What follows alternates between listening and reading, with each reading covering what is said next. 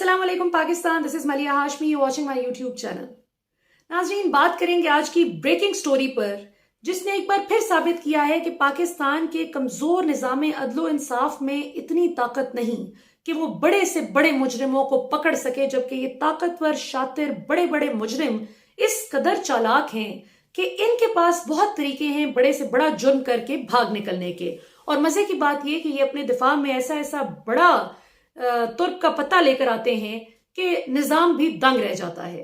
आज शाम 7 बजे से लेकर रात 11-12 बजे तक जितने भी टॉक शोज होंगे, आज आप इसी ब्रेकिंग स्टोरी पर तमाम टॉक शोज होते हुए देखेंगे, जो नवाज शरीफ साहब ने एक बार फिर अपने दिफा में अवाम को और अदालतों को बेवकूफ बनाने की जो कोशिश की है, और इस बार उन्होंने मैदान में एक बड़ा डिफरेंट प्लेयर उतारा है। इस दफा उन्होंने वो नहीं किया कि किसी सहाफी को कहेंगे चलो भाई ये 4 पैसे पकड़ो और मेरे हक में कॉलम लिख दो, या मेरे हक में टेलीविजन प्रोग्राम कर दो, या कुछ भी, या किसी इदारे में फोन करके कहा हो कि हाँ जी इसको ऐसे करा दें। इस दफा उन्होंने अपना वापस पुराना वही तरीकेकार आजमाने की कोशिश की है, जो एक दफा आपको याद है, एक दफा का जिक्र है कि जब उन्होंने अपने छोटे भाई शहबाज शरीफ से फोन करवाया था जस्टिस रिटायर्ड मलिक कयूम साहब को कि बेनजीर भुट्टो को सजा 3 साल की नहीं 5 साल की दे दें।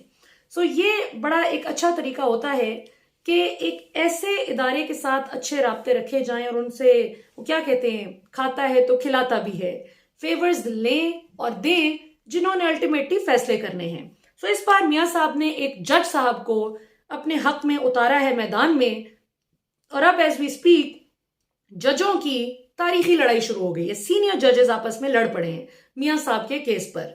सो इस पर बात करेंगे, और इससे पहले कि मैं आपको जरा बताऊं कि ये मियां साहब ने कौन सा एक नया जो है वो शोशा छोड़ा है, और ये 100% मियां साहब का अपना छोड़ा हुआ शोशा है। ये मैं आपको फैक्ट्स के साथ जो हम कुछ डॉट्स कनेक्ट करेंगे उससे मैं आपको साबित करूंगी कि इसके पीछे फिर मियां साहब हैं।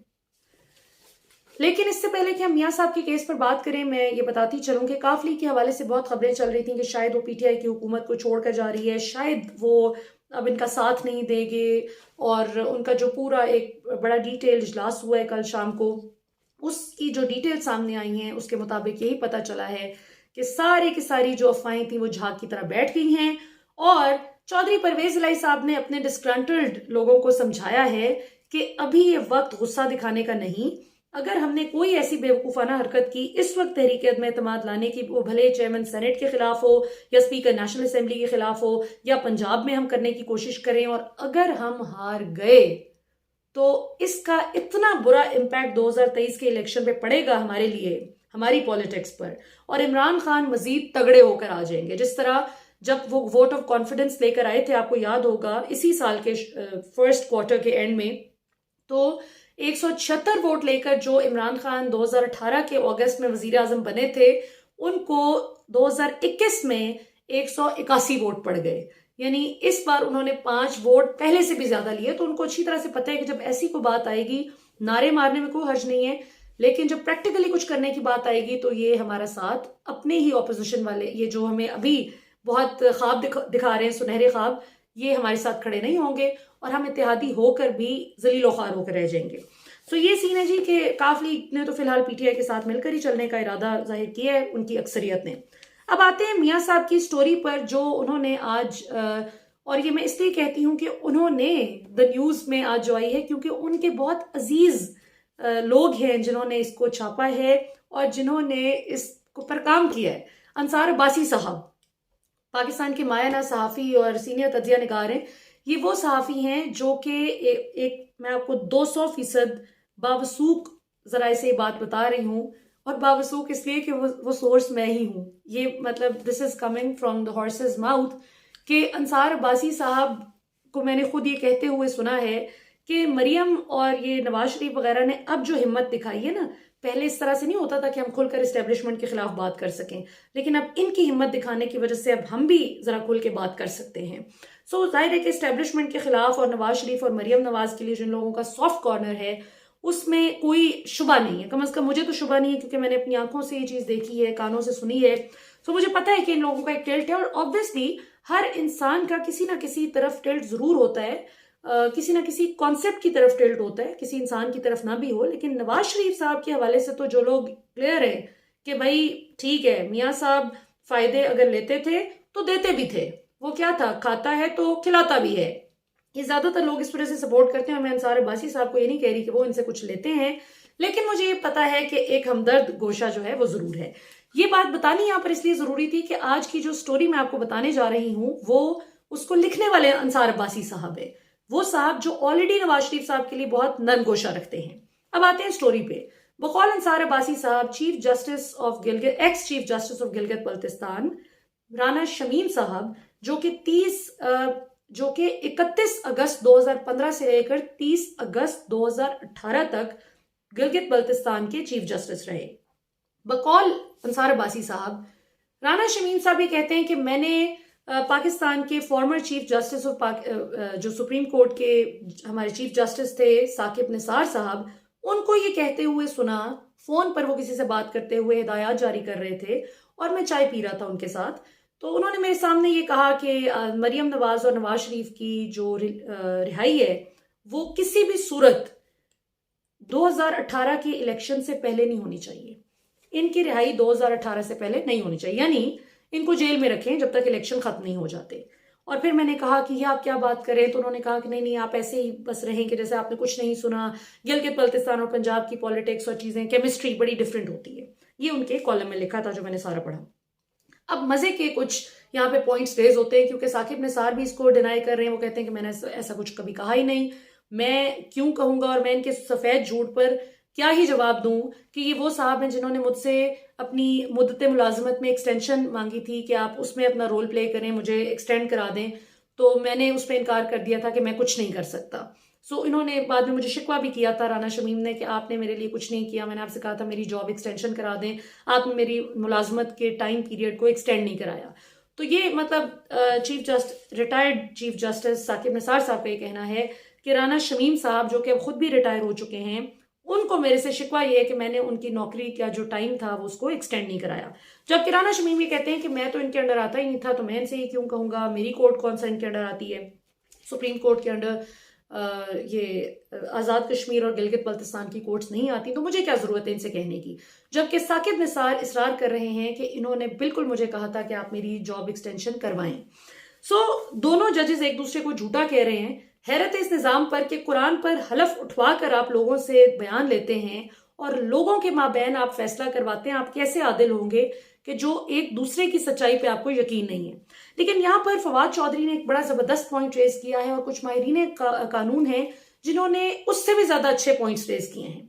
एक सबसे बड़ा पॉइंट जो एक माहिर कानून ने रेज किया, उन्होंने कहा कि मरियम नवाज की चूंकि अब पेशी आ रही है 17 को, और ये हर सूरत इसको चाहती हैं कि इससे मेरी जान छूटे, तो इसके लिए इन बाप बेटी ने प्लान किया कि क्यों ना कोई ऐसा ट्रम्प कार्ड खेला जाए कि सारे लोग इस बहस में पड़ जाएं, अदालतें बेचारी वैसे ही थोड़ी सी वो हो जाए, बैकफुट पे आ जाएं, कि वो इंसाफ करते हुए भी घबराएं कि ये अगर हमने इंसाफ भी किया तो अब ये बेइंसाफी और नाइंसाफी बनाकर पॉलिटिकली दिखाई जाएगी मीडिया पर, और अवाम में एक तासुर दिया जाएगा। अगर हमने इनकी जो मलका आलिया मरियम नवाज हैं इनको ऑब्लाइज ना किया, तो फिर तो यही तासुर जाएगा कि जुल्म हो गया। अब यहाँ पर फवाद चौधरी ने एक बड़ा इंपॉर्टेंट पॉइंट रेज किया है, वो मैं चाहूंगी कि मैं आपके साथ शेयर करूं। फवाद ये कहते हैं कि अंसार अब्बासी साहब की एक हैरत अंगेज स्टोरी नजर से गुजरी, जिसमें एक गिलगित बल्तिस्तान के रिटायर्ड जज साहब फरमाते हैं कि जब वो साकिब निसार साहब के पास चाय पीने बैठे तो जज साहब ने फोन पर हाई कोर्ट के जज को कहा कि नवाज शरीफ की जमानत इलेक्शन से पहले नहीं होनी चाहिए। कैसे कैसे लतीफे इस मुल्क में नवाज शरीफ को मजलूम बनाने साबित करने की मुहिम चला रहे हैं।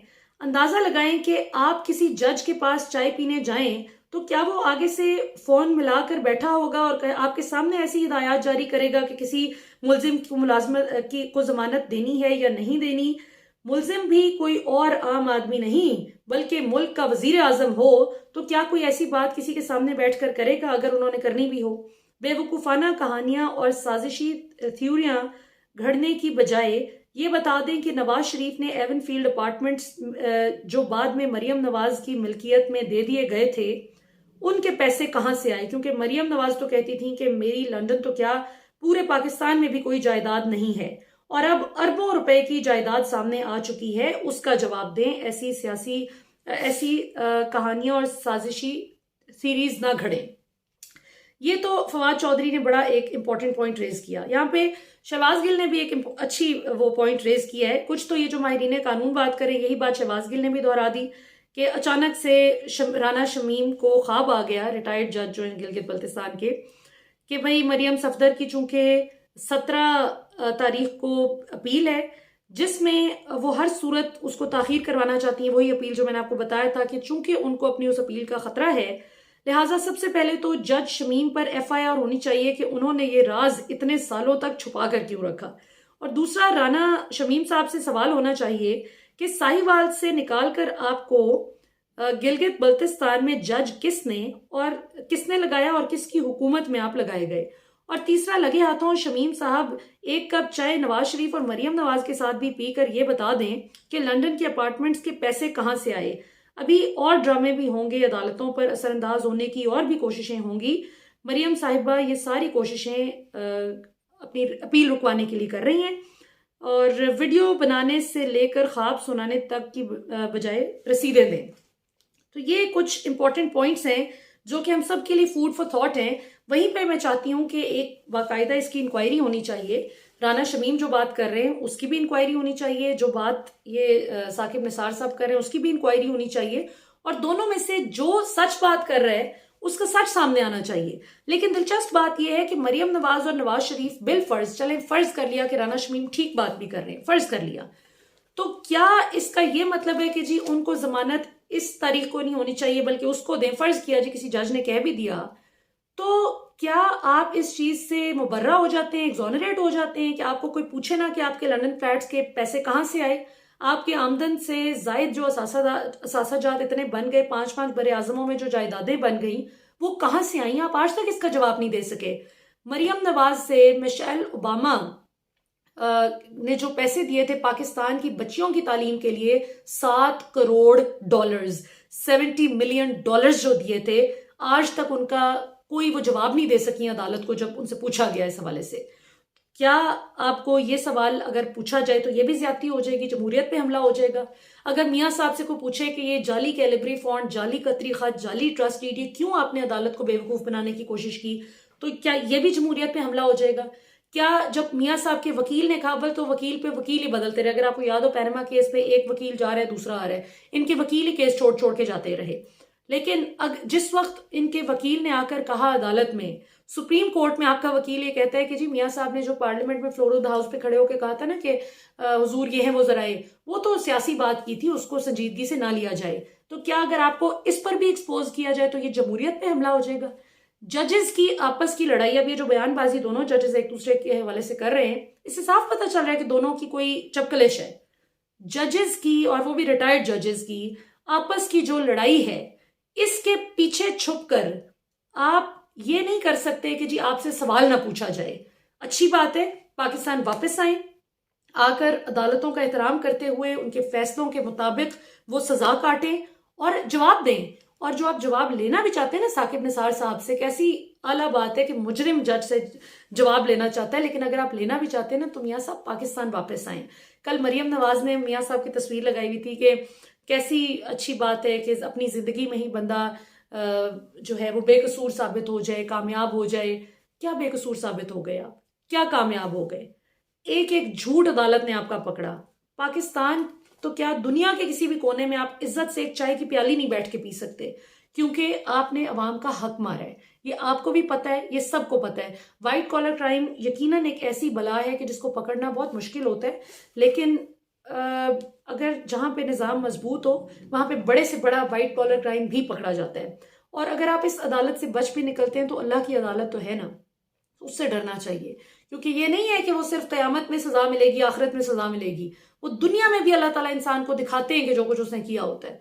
सो ये एक अजीब सी बात है कि मियाँ साहब के केस पर अब जजेस की आपस में लड़ाई शुरू हो गई है कि तुम झूठे हो, तुम झूठे हो, तुमने गलत बात की, तुम गलत कह रहे हो। लेकिन मियां साहब इस सब चीज के पीछे छुप कर, और मरियम नवाज भी $7 करोड़ का जवाब नहीं देती कि जो ओबामा की बीवी ने पाकिस्तान की बच्चियों की तालीम के लिए दिए थे।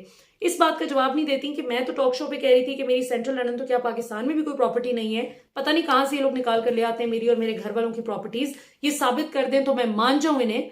और उसके बाद मंसूर अली खान को एक इंटरव्यू में उनके साथ गाड़ी में बैठी हुई थी जो इंटरव्यू दे रही थी, तो उसमें मतलब बता रही थी कि जी मेरी तकरीबन 90 करोड़ तक की तो जायदाद है। और करते करते पता क्या चला कि आपकी ये जो जायदादों के अंबार पे अंबार निकल रहे हैं, और आज अदालत सवाल पूछती है तो आप कहते हैं कि ज्यादती हो गई, नैब आपको बुलाती है तो आप पथराव करते हैं। अभी भी जो आपकी अपील लगी हुई है 17 तारीख को, इसको आप डिले करवाने के लिए, अब अदालतों को प्रेशराइज करने का ये नया हरबा और नया तरीका है। सो कमेंट सेक्शन में अपनी राय से जरूर आगाह कीजिएगा। अब तक के लिए इतना ही। पाकिस्तान जिंदाबाद।